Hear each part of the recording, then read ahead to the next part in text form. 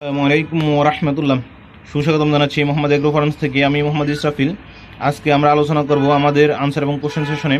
আমাদের আজকের আনসার এবং কোশ্চেন সেশনে কোশ্চেন করেছেন জনাব মামুন ভাই লিখেছেন, ইসরাফিল ভাইয়া, আমি বাজার থেকে এক জোড়ো বাজরিগর পাখি কিনেছি সেমি অ্যাডাল্ট, যেগুলো এখন অ্যাডাল্ট হয়েছে, কিন্তু কয়েকদিন যাবৎ আমার পুরুষ পাখিটা একদম জিমে আছে, কোনো কিছুই খাইতেছে না, একদম চুপচাপ বসে আছে, এবং মেয়ে পাখিটাও আগের মতো ওইরকম অ্যাক্টিভিটিস নাই। আমি খুবই টেনশন আছি ভাই, আপনি যদি আমাকে একটা পরামর্শ দেন তাহলে আমি খুবই উপকৃত হই। প্রিয় মামুন ভাই, আপনাকে অসংখ্য ধন্যবাদ আমাদের আনসার এবং কোশ্চেন সেশনে কোশ্চেন করার জন্য। আশা করি আপনি পুরো ভিডিওটা ধৈর্য সহকারে দেখবেন, এতে ইনশাল্লাহ আপনার সমস্যাটার সমাধান হবে যদি আপনি এই পদ্ধতিগুলো মেনটেন করে চলেন। যেহেতু এখন বর্ষাকাল, আপনি কৃমির কোর্সটা আশা করি করার নাই। যদি কৃমির কোর্সটা করান তাহলে সবচেয়ে ভালো হইতো এই সময়টাতে, কারণ এটা হচ্ছে যে কৃমির কোর্স করানোর জন্য সবচেয়ে উপযুক্ত সময়। এই সময় কৃমির কোর্সটা করা নেবেন। কৃমির কোর্সটা করানোর পর আপনি অবশ্যই লিভার টনিকটা, ন্যাচারাল লিভার টনিকটা কীভাবে কোর্স করাইতে হয় তা নিয়ে আমার চ্যানেলে একটা ভিডিও আছে। ন্যাচারাল লিভার টনিক এবং ন্যাচারাল কৃমির কোর্স কন্ট্রোল করার জন্য আমার চ্যানেলের ভিডিওগুলো দেখবেন। আশা করি আপনি এতে সহজে একটা ধারণা পেয়ে যাবেন।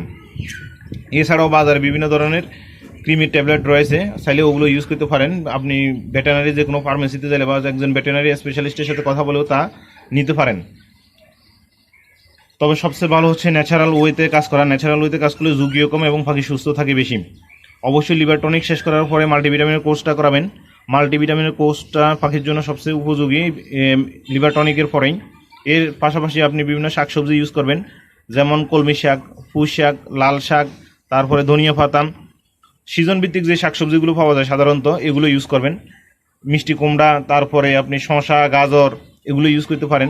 পাখির গ্রোথটা ভালো থাকবে, ভিটামিনের ঘাটতি থাকবে না, এবং ন্যাচারালি পাখি সুস্থ থাকবে।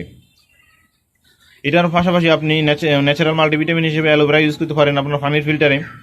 এতে আপনার পাখির জিমানো স্বভাবটা চলে যাবে এবং ভালো থাকবে। এরপরেও যদি পাখি জিমায় তাহলে অবশ্যই খেয়াল করবেন, 250 গ্রাম পানিতে 10 ফোঁটা অ্যালোভেরার অ্যালোভেরা দিবেন, আর 5 ফোঁটা লেবুর রস দিবেন, 5 ফোঁটা আদার রস দিবেন, 5 ফোঁটা পুদিনা পাতার রস দিবেন, আর 5 ফোঁটা গম পাতার রস দিবেন।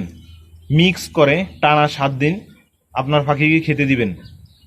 ইনশাআল্লাহ আপনার পাখির এই জীবাণু ভাবটা আর থাকবে না। আশা করি আপনি উপকৃত হবেন। ভালো থাকুক সকল খামারের পাখিগুলো, ভালো থাকুক সকল খামারি ভাইরা। যারা এখন আমার চ্যানেলটি সাবস্ক্রাইব করেন নাই তারা আমার চ্যানেলটি সাবস্ক্রাইব করবেন। যারা অলরেডি সাবস্ক্রাইব করেছেন তাদেরকে অসংখ্য ধন্যবাদ। যারা এখনও লাইক কমেন্ট শেয়ার করেন নাই তারা লাইক কমেন্ট শেয়ার করবেন। যারা অলরেডি লাইক কমেন্ট শেয়ার করেছেন তাদেরকে অসংখ্য ধন্যবাদ।